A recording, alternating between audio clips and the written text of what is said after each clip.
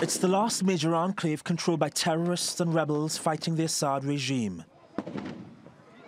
But Idlib is also home to millions of civilians, many of whom fled other parts of Syria during the 7-year war.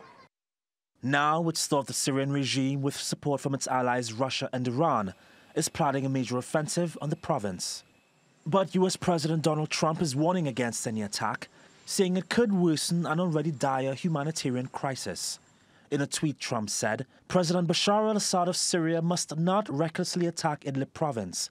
Hundreds of thousands of people could be killed. The US State Department has warned that Washington would respond to any chemical attack by Damascus. In April, Trump ordered airstrikes on military sites in retaliation for a chemical weapons attack in Douma. But the regime has its eyes set on northwest Syria, eager to keep the momentum after military victories in the south. Idlib province may hold as many as 10,000 al-Nusra and al-Qaeda fighters, according to the United Nations. Iran's foreign minister says it's inevitable that terrorists must be purged.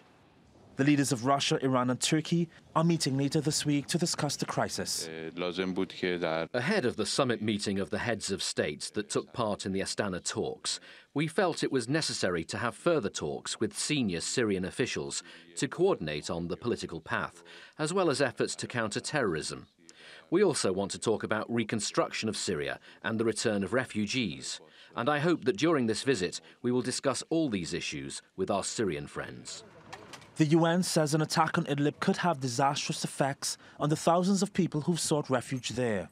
Since the war began, hundreds of thousands of people have been killed and millions have been forced from their homes.